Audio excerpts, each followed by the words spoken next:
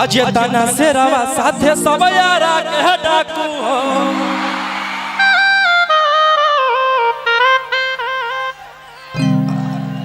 इसके पहले भी हम आते प्रोग्राम हुआ था तो, लेकिन इसके पहले हम भीतर थे और भीतर में रहते हुए भी आप लोग इतना प्यार दिए हैं। और ये गो से रवा जेल के भीतर कोई गो से रवा आ बाहर में सब सूटर खूना खा कि खत्म हो जैतो परिवार आगे हमारा मारे खातिर के करा दे तू सुपारी गे छौरी हम खुदे ही शिकारी चिंगारी गे छौरी।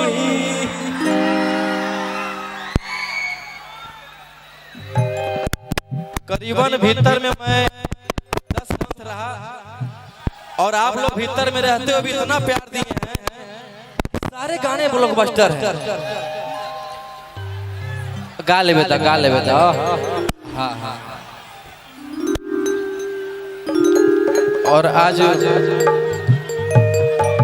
अरुण चाचा के पिताजी भुवनेश्वर चाचा के पुण्यतिथि में आए हैं। बहुत अच्छा लग रहा है, बहुत सारे कलाकार आए हुए हैं यहाँ पे।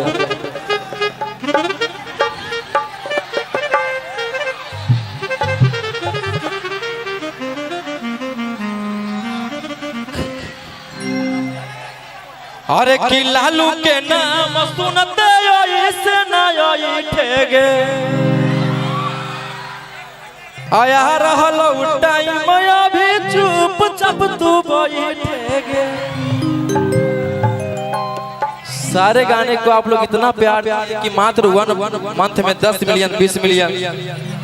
अरे डर लगता है गुजरने में यारा की सड़कों से अब मेरे गैंग के सारे खून खार लड़कों से कि कोई ना हो सीधा साधा में सभे लड़ाकू। 1 2 3 4 हाल हो गए।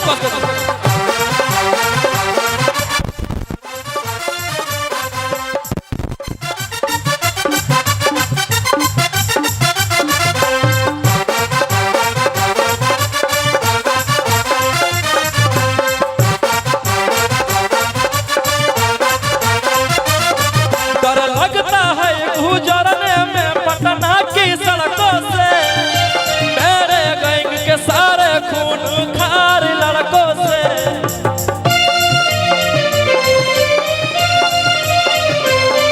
डर लगता है गुजरने में पटना की सड़कों से मेरे गैंग के सारे खून खार लड़कों से। भैया भैया भैया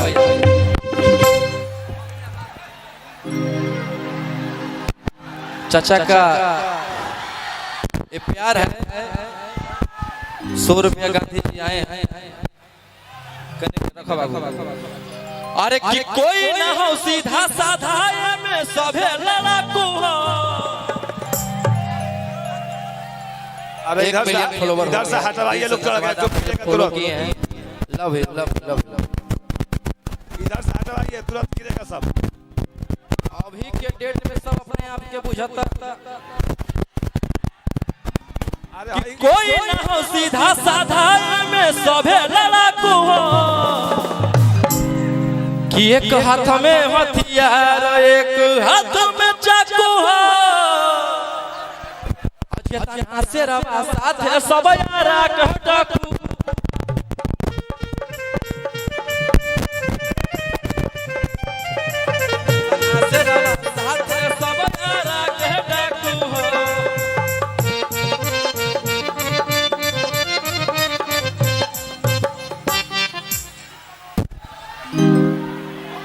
और बहुत सारे गाने मेरे कि भले पुलिस प्रशासन तोरा करत सपोर्ट रे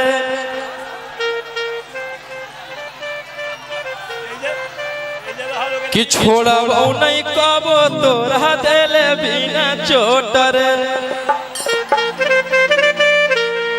भैया कहावत है कि जेकर राम ना बिगड़ियो कर लोग का बिगाड़ी।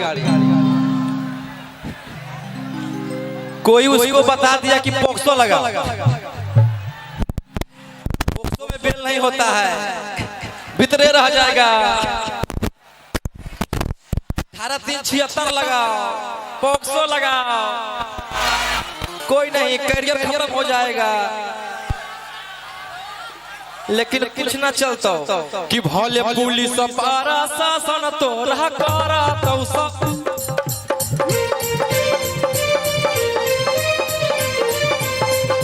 छोड़ा नहीं तोरा कबो देले बिना चोट रे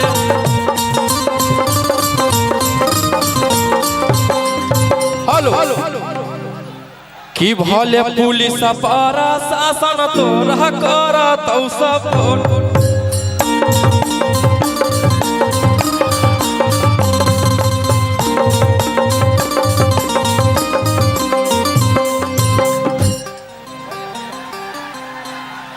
अरे की बुझी है ना कमजोरा नारी रे छौड़ा, अरे की बुझी है ना कमजोरा नारी रे छौड़ा, आगे की हमारा मारे खातिर टकरा दे में तू सुपारी गे छौड़ी। गाना कौन को सुने हैं? वाह वाह। लगता है कि 12 दिन में 8 मिलियन प्लस है और पटना के डाकू 21 दिन में 12 मिलियन। इतना प्यार का किसी को मिलता है? अरे की बूझी है ना कमजोरा, हम समझ रहे हैं कि आप लोग करने बोल रहे हैं। भैया भैया भैया